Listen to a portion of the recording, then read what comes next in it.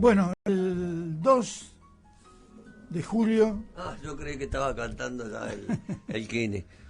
No, el 2 era el día del OVNI, ya te dije, se evocaba el famoso caso Roswell. Y vamos a hablar con Gustavo Fernández, que es justamente uno de los investigadores más serios que tiene el país y reconocido a nivel internacional. Gustavo, ¿cómo te va? Buen día. Buen día, Jorge, buen día, equipo, buen domingo. Hace mucho que no hablábamos. Sí, la verdad, estábamos un poco perdidos en la conversación, pero no en el sentimiento, querido amigo. Pero estás viajando mucho, veo que estás viajando mucho. Vos sabés que con esta pandemia y confinamiento, obviamente el último año tuve que ralentizar, ¿no?, mis viajes, pero bueno, uno se hace los espacios y las oportunidades para seguir viajando cuando cabe la ocasión. Bueno, yo hablé recién, Gustavo, del tema del caso Roswell, pero ya quedó, me parece que ya quedó en el super pasado el caso Roswell. Ahora se viene toda una oleada nueva. ¿Qué pensás vos?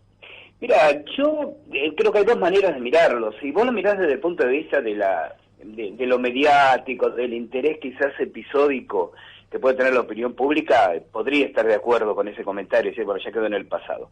Si lo mirás desde el punto de vista de la investigación, no. En realidad, los casos más ricos muchas veces son los más antiguos. ¿Por qué? Porque cuando sobreviven a no tanto al paso del tiempo, cuando sobreviven a lo que llamamos la contraencuesta, es decir, volver a investigarlos, y volver a investigarlo. Y pasaron 20 años y volvemos a investigarlo, y sigue quedando la esencia firme del episodio, son las evidencias sobre las cuales nos apoyamos para decir, esta cuestión es creíble. ¿Me explico? Y el caso de Roswell es uno de esos casos. Pese a todas las intensas campañas, tendría que decir así, o estaría prima tentado decir operaciones, para descalificarlo, para desprestigiarlo, explicándolo como globos meteorológicos, como ensayos de prototipos, lo importante es descubrir que todas esas críticas, todas esas objeciones, en realidad son las que no se pueden sostener en el tiempo, y lo que se sostiene es lo que ocurrió. Que entre el 2 y el 4 de julio no hay precisión de qué noche fue, si fue la noche del 2, la noche del 3 o madrugada del 4, un objeto en llamas, un objeto volador, cae en cercanías, en realidad de otra población, porque esto es interesante. El punto de impacto se encuentra a 2 horas 45 por carretera de Roswell, es decir, muy alejado de Roswell. Cae cerca de un pequeño poblado que se llama Aztec, pero se lo conoce como el caso de Roswell porque la primera información llega a Roswell, que era una ciudad más importante, donde había una unidad de la Fuerza Aérea, que son los que desplazan militares al terreno, entonces se lo pasó a conocer como el caso Roswell. Pero cuando estuve en el lugar, te digo que yo también iba con la falsa percepción de que, bueno, salíamos de la ciudad y en 10 minutos estábamos, y tuvimos 2 horas y media de carretera hasta llegar ni siquiera al punto de impacto, a 6 millas del punto de impacto, porque en la zona se encuentra prohibido el acceso, ¿no? Y eso es lo que yo siempre rescato, es decir, si el caso hubiera quedado en el pasado, hubiera sido descartado, bueno, por una confusión, fraude y demás, hoy en día el área de impacto, pleno desierto, de Nueva México, sería absolutamente transitable. Y es muy interesante comprobar cómo a través del tiempo ha ocurrido esto. Hubo tiempos que estaba prohibido, hubo tiempos que se permitió el acceso y se volvió a prohibir. Y se volvió a prohibir, ¿sabe cuándo? Y cierro el comentario aquí, en el año 2002, cuando un grupo de arqueólogos que había sido contratados por un organismo de investigación del fenómeno OVNI, volvió a descubrir restos que habían pasado desapercibidos en el año 1947. E inmediatamente volvió a prohibirse el acceso al lugar. Si el caso hubiera pasado en el sentido descartado, no estaría ocurriendo esto. Acá en la Argentina, Gustavo, uno de los hechos, de los sucesos más notorios fue lo de Polanco, lo del piloto de Aerolíneas Argentinas, Jorge Polanco, ¿te acuerdas? Por supuesto, en Bariloche. En Bariloche. Desde 2 aviones, desde el avión de Aerolíneas que piloteaba Polanco y desde un avión militar, un avión de Gendarmería Nacional, se vio un ovni evolucionando cercano a la cabecera de la pista principal de aterrizaje del aeropuerto de Bariloche. Claro que sí.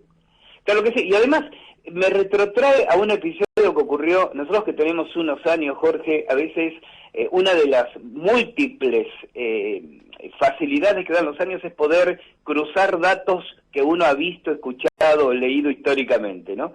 Y me retrotrae un caso prácticamente idéntico que ocurrió en el año 1968, cuando también, pero esa fue a plena luz del día, lo cual es mucho más apasionante, una nave de origen desconocido estuvo volando sobre las cabeceras de las pistas de Bariloche y fue visto desde la torre de control y desde un avión de línea comercial que se estaba acercando en ese momento. Es una zona muy rica en apariciones, Bariloche. Viste que da la sensación que ahora en estos años, en estos días, en este tiempo, como que ya se está abriendo la cosa de una manera más directa, ¿no?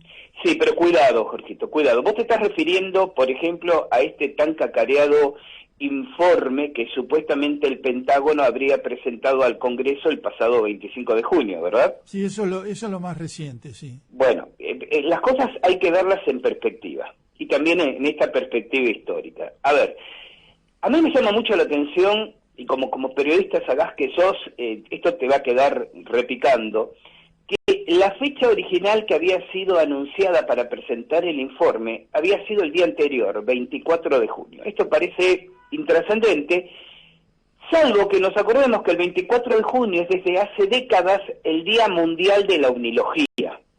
Y a mí me resultaba muy extraño que el Pentágono no viera la obviedad de presentar el informe el mismo día que desde hace... A ver, salvo que era que fuera lo que el Pentágono estaba buscando provocar. En la última semana deciden mover la fecha, no dan precisión, dicen, bueno, entre el 26 y el 29, y terminan presentándolo el 25.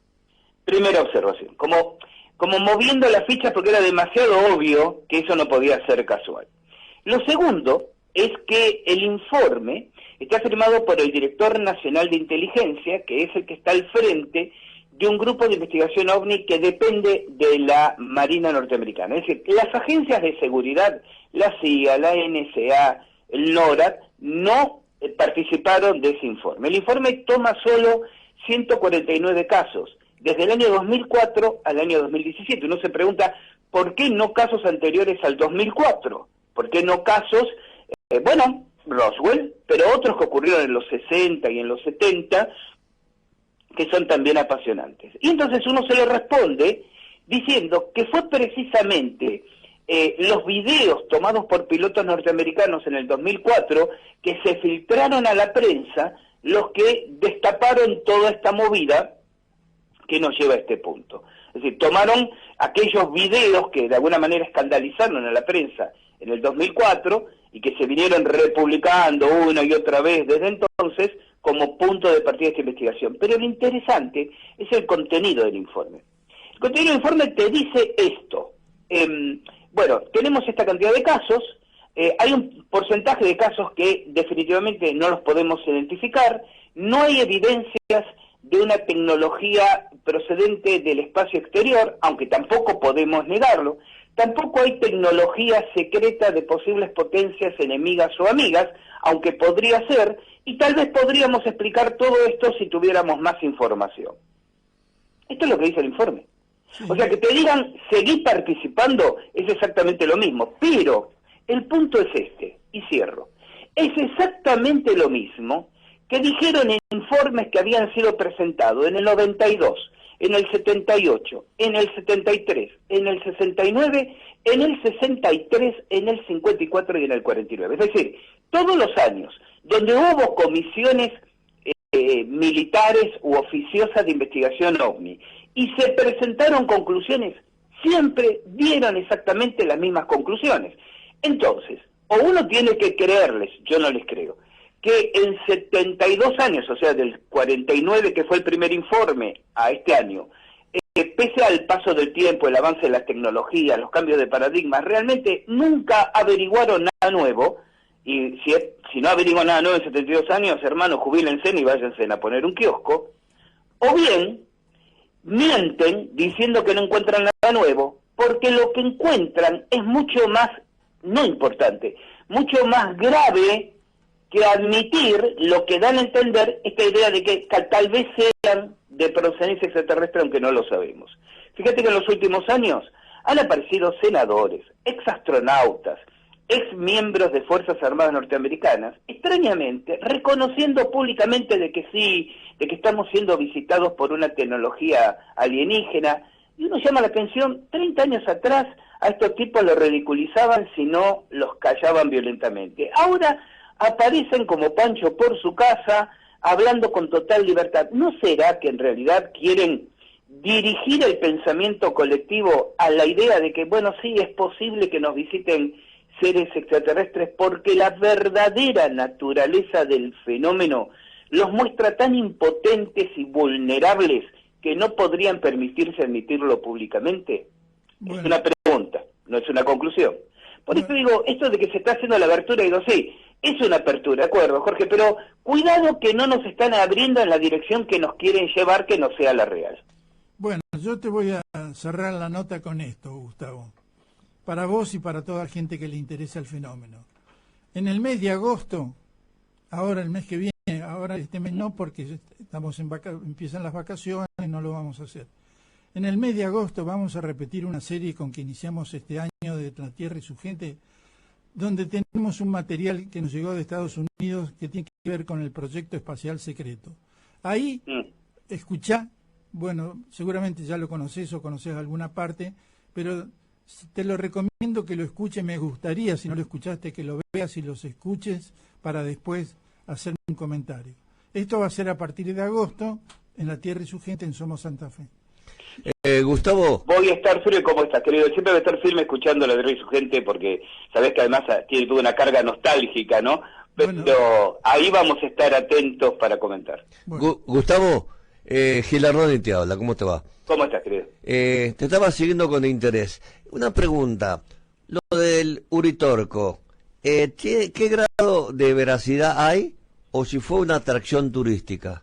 No, el fenómeno en el Uritorco existe. Lo que pasa es que existe, a ver, vamos a ponerlo en contexto, existe en una proporción menor que lo que se cree o lo que se espera, y además es muy previo al concepto de atracción turística. Vos tenés historias desde la época de los comechingones, de aparición de luces que responden a los indígenas, desde la época de la colonia, desde los primeros conquistadores. Es decir, esto no es un fenómeno. Yo visité, mi familia siempre gustaba veranear en Córdoba de yo pequeño, ¿no? Yo visité por primera vez a los 6, 7 años, he ido periódicamente, a los 11 subí el Uritorco por primera vez, a los 11 años, año 1969, no había ni turismo, andábamos en sulky, y ya se hablaba de platos voladores.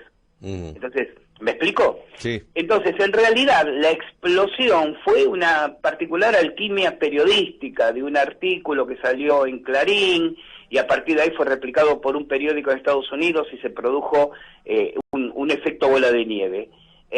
Independientemente que distintas administraciones hayan querido explotarlo turísticamente y también minimizarlo, porque yo te aseguro que hay administraciones municipales, bueno, no vamos a entrar en una cuestión de política de pago chico, pero que también les molesta toda esa movida, ¿no?, vinculada a lo místico, lo espiritual, lo ufológico, y que quieren volver a la idea del pueblo apacible, ¿no?, de las sierras de descanso. Entonces no hay esta mirada sesgada de decir, no, en realidad lo están haciendo por turismo. Hay intereses cruzados, pero el fenómeno existe, existió y sigue existiendo. Lo que pasa que, una vez más, en una proporción ralentizada de lo que quizás las expectativas de la gente que va a pasar una semanita a Capilla del Monte esperan encontrar. Muchísimas gracias, Gustavito. Te mandamos un gran abrazo, como siempre. Sos nuestro consultor número 1 gracias. En la televisión y en la radio. Elogio excesivo. Un abrazo enorme y buen domingo para toda la audiencia. Chao.